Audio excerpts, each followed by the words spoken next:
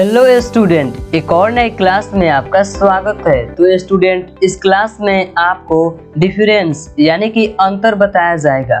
प्राप्ति एवं भुगतान खाता में और आय व्यय खाते में क्या अंतर होता है, इसे आप आज की क्लास में जानेंगे। तो चलिए आज की क्लास को शुरू करते हैं। क्लास को आपने लाइक नहीं किया तो क्लास को लाइक करें।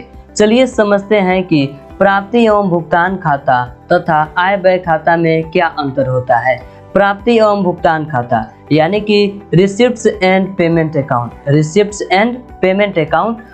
उसके बाद से आपको आय व्यय खाता यानी कि इनकम एंड एक्सपेंडिचर अकाउंट। इन दोनों के बीच में कौन कौन से डिफरेंस होते हैं, आइए उसे समझते हैं। सबसे पहला डिफरेंस है अकाउंट के आधार पर, यानी कि खाते के आधार पर यदि डिफरेंस देखा जाए तो प्राप्ति एवं भुगतान खाता जो होता है वह रियल अकाउंट होता है। रियल अकाउंट यानी कि इसको वास्तविक खाता कहा जाता है। और ठीक इसके विपरीत ही आय व्यय जो खाता होता है अकाउंट के आधार पर, उसको नॉमिनल अकाउंट कहा जाता है। नॉमिनल अकाउंट यानी कि नाम मात्र खाता, नॉमिनल अकाउंट को नाम मात्र खाता कहा जाता है। तो यह अकाउंट के आधार पर इसका अंतर है।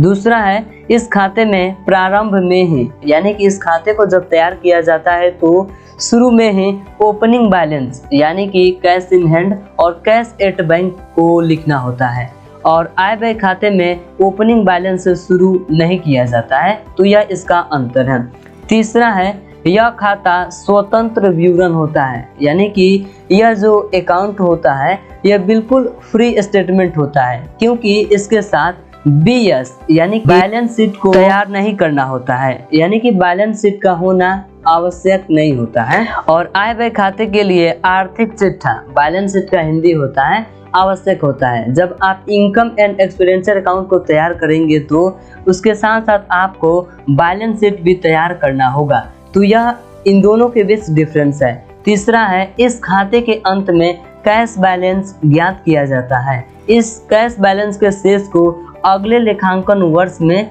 ले जाया जाता है, यानी कि जो कैश बैलेंस का शेष बचता है उस अमाउंट को लेखांकन ईयर में ट्रांसफर कर दिया जाता है। जबकि आय व्यय खाते के अंत में व्यय पर आय की अधिक या आय पर व्यय की अधिकता ज्ञात किया जाता है, यानी कि इनकम एंड एक्सपेंडिचर अकाउंट आप बनाएंगे तो इसको तैयार करने का मेन उद्देश्य कहें तो सरप्लस ज्ञात करना होता है। क्या ज्ञात करना होता है? सरप्लस और डिफिसिट को ज्ञात करना होता है। सरप्लस यानी कि अधिशेष और डिफिसिट यानी को कमी को ज्ञात करना होता है।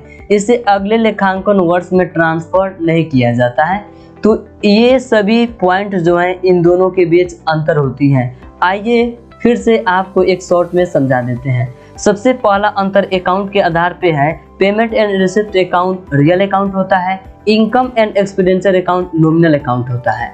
और जब आप प्राप्ति एवं भुगतान खाते को तैयार करेंगे तो शुरू में ही आपको ओपनिंग बैलेंस लिखना होता है। ओपनिंग बैलेंस के अंतर्गत आपको कैश इन हैंड और कैश एट बैंक लिखना होता है। आय व्यय खाते में इसमें ओपनिंग बैलेंस आपको नहीं लिखना होता है। प्राप्ति एवं भुगतान खाता स्वतंत्र विवरण होता है, इसके साथ बैलेंस शीट का होना आवश्यक नहीं होता है। जबकि आय विवरण के लिए आर्थिक चिट्ठा यानी कि बैलेंस शीट का होना आवश्यक होता है। इस खाते के अंत में कैश बैलेंस ज्ञात किया जाता है, यानी कि प्राप्ति एवं भुगतान खाता तैयार करेंगे तो इसको कैश बैलेंस ज्ञात करेंगे, और जो कैश बैलेंस का शेष बचता है उसको अगले लेखांकन वर्ष में ट्रांसफर कर दिया जाता है।